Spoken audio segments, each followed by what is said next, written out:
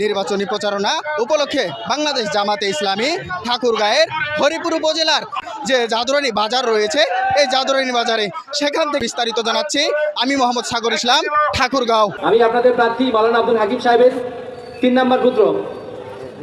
তো আপনারা আব্বাকে দেখতেছেন গত 35 বছর ধরে উনি আপনাদের এই এলাকাগুলোতে চষে বেরিয়েছেন। হরিপুর, রানীশঙ্কর, বালিয়াডাঙ্গির মতো সব জায়গায়, প্রতিটা গ্রাম, প্রতিটা হাট, প্রতিটা বাজার, সব জায়গায় উনি বিচরণ করেছেন। আমার পরিচয় হচ্ছে আমি একজন ডাক্তার, এমবিবিএস ডাক্তার। তো আমাদের বিএনপির প্রতিপক্ষ যেহেতু একজন ডাক্তার, ওনারা নাকি ফ্রি ট্রিটমেন্ট দেওয়ার প্রতিশ্রুতি দিছে।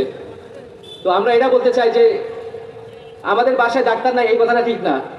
আমি ডাক্তার এবং আমার ওয়াইফও ডাক্তার, এবং ঠাকুরগাঁও 2 আসনে, খালি ঠাকুরগাঁও 2 আসনে হরিপুর, বালিয়াডাঙ্গি, রানীশঙ্করের টোটাল 16টা ইউনিয়নে আমাদের ডাক্তারদের একটা টিম আছে। টোটাল 50 জন ডাক্তার আছে আমাদের জামাত শিবিরে। টোটাল 50 জন ডাক্তার আছে যারা আপনাদের স্বাস্থ্যসেবা দেওয়ার জন্য প্রস্তুত।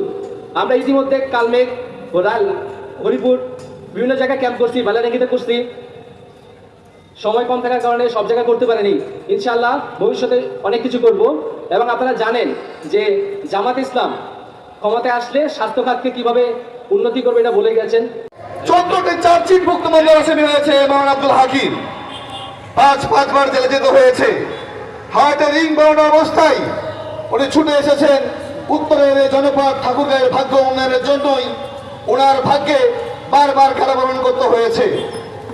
প্রিয় উপস্থিতি, কোনো সন্দেহ নেই আপনারা অতীতও তার সাথে ছিলেন, কোনো সন্দেহ নেই এবারও আপনারা তার সাথে থাকবেন।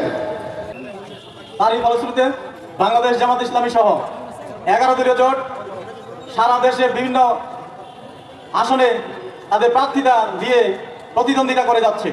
তার অংশ হিসাবে ঠাকুরগাঁও 2 আসনে 11 দলীয় জোট মনোনীত প্রার্থী মাওলানা আব্দুল হাকিম এই নির্বাচনে প্রতিদ্বন্দ্বিতা করছেন। আসসালামু আলাইকুম ওয়া রাহমাতুল্লাহ। আলহামদুলিল্লাহ, আসসালাতু আসসালামু আলা রাসূলিল্লাহ। আউযু বিল্লাহি মিনাশ শাইতানির রাজীম। বিসমিল্লাহির রহমানির রহিম। ইনফিরু খিফাফান ওয়া সিকালা। সাদাকাল্লাহুল আযীম।